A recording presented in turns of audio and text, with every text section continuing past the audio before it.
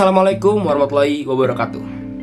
Selamat datang di video kelompok kami, kelompok 2, yang pada hari ini akan menjelaskan mengenai bagaimana keadaan serta kebijakan ekonomi Indonesia pada masa Orde Baru. Sebelum kita lanjut ke videonya, kita harus kenalan dulu. Kita harus kenalan biar kita semakin kenal satu sama lain. Yang pertama adalah saya sendiri, Muhammad Rifki Aditya dari kelas 12 IPA 5. Dan kemudian Oke, halo, saya Muhammad Naila Sabrina, biasa dipanggil Naila. Perkenalkan, nama saya Muhammad Aditya Gifari dari kelas 12 IPA 5. Perkenalkan, aku Hurai Rasyan Memahami dari 12 IPA 5. Nah, selanjutnya kita akan masuk ke pembahasan kita pada hari ini. Berdirinya pemerintah Soeharto tentu saja menjadi suatu era baru bagi perkembangan negara Indonesia. Dan pada video kali ini, seperti yang sudah saya bilang tadi, kita akan memberikan penjelasan mengenai bagaimana sih keadaan ekonomi maupun kebijakan ekonomi pada masa Orde Baru.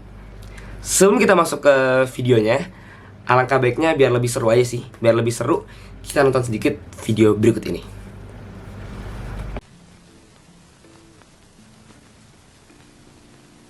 Surat perintah 11 Maret itu mula-mula dan memang sejurus waktu membuat mereka bertampik sorak-sore kesenangan. Dikiranya SP 11 Maret adalah satu penyerahan pemerintahan. Dikiranya SP 11 Maret itu satu transfer of sovereignty, of authority.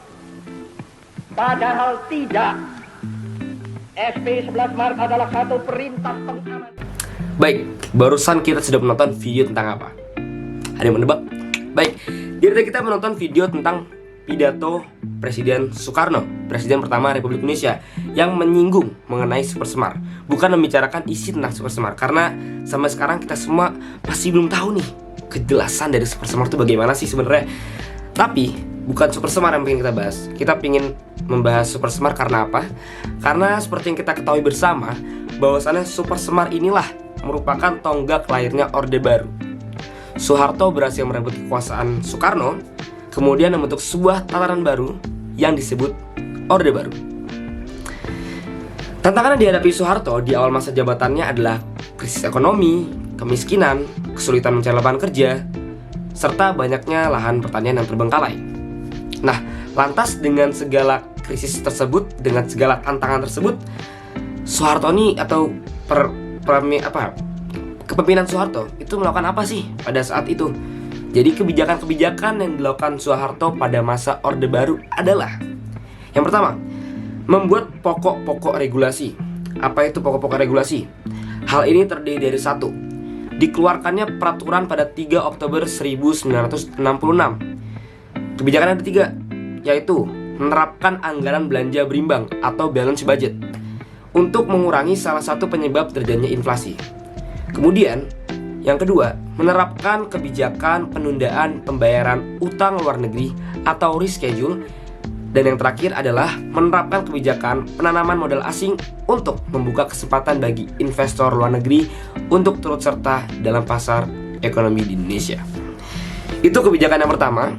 Kemudian yang kedua, kebijakan kedua yaitu dikeluarkannya peraturan 28 Juli 1967, yaitu kebijakan yang memberikan stimulasi kepada para pengusaha agar mau menyerahkan sebagian dari hasil usahanya untuk sektor pajak dan ekspor Indonesia.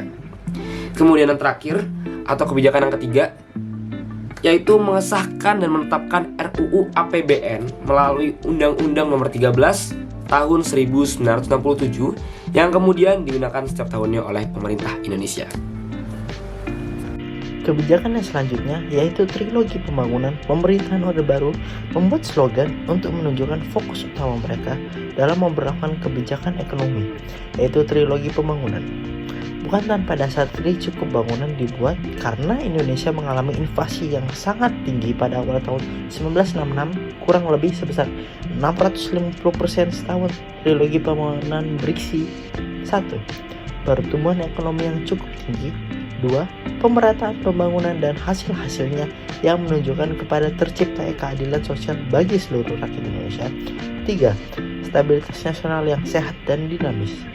Kebijakan selanjutnya adalah pada April 1969, pemerintah menyusun rencana pembangunan 5 tahun atau Repelita yang bertujuan untuk meningkatkan sarana ekonomi, kegiatan ekonomi, serta kebutuhan pangan dan pangan.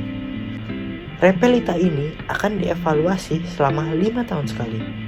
Yang pertama adalah Repelita 1 periode 1 April 1969 hingga 1979. Sasaran utama yang dicapai adalah pangan, sandang, papan, perluasan lapangan kerja, dan kesejahteraan rohani.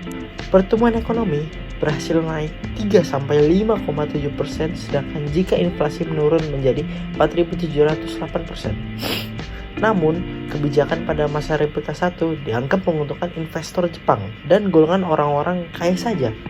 Hal ini memicu timbulnya peristiwa malapetaka 15 Januari atau malari.